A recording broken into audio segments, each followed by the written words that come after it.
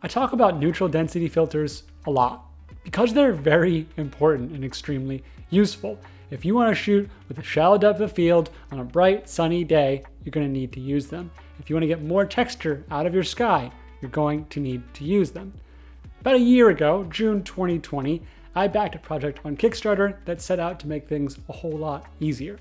See, since backing that project and now, I've gone ahead and upgraded my entire camera system with the priority of built-in ND filters. I got sick of screwing and unscrewing all the different filters, using step-up rings, just every different way to get a couple of filters onto all my various lenses that I just hoped and prayed that this would be the solution.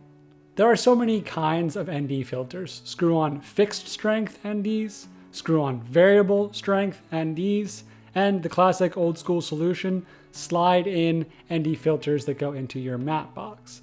These are all various solutions for different levels and styles of creativity. For someone who does both photo and video work, screw-on NDs are the most popular choice.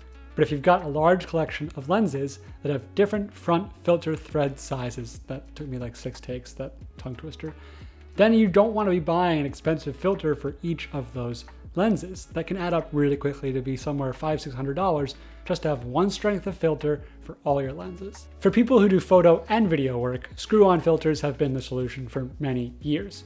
But with a large extensive lens collection, what are you supposed to do? Use step-up rings every lens just to use one filter and constantly switch and unscrew them and get them stuck?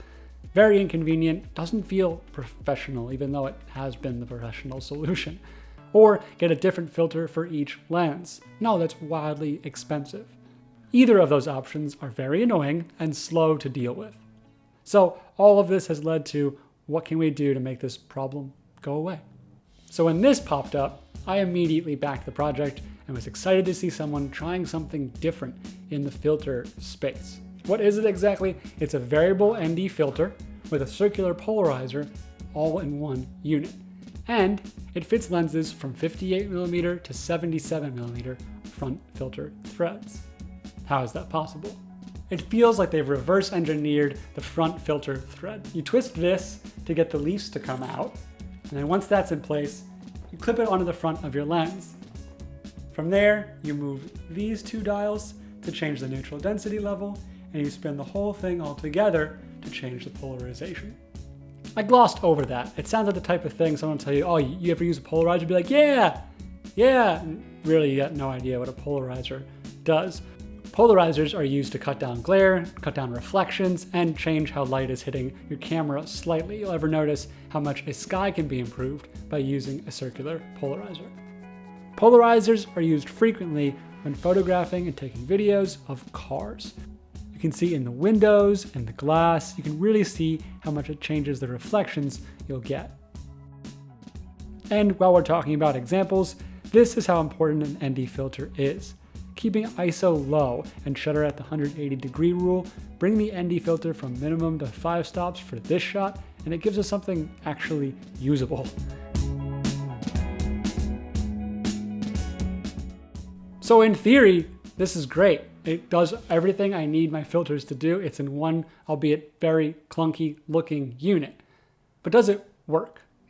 The Revoring mounting system does work when you attach it to the lens, and it's worth saying that the Revoring can be purchased not as a variable ND or with the filters. You can attach your own filters, but I again want an all-in-one solution. Either it solves my problem or it doesn't.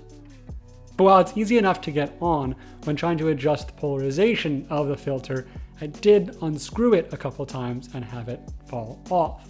Sometimes when using it, it feels very prototypey. You need both your hands to get the filter off. It feels a little bit clunky. And then there's a neutral density filter quality.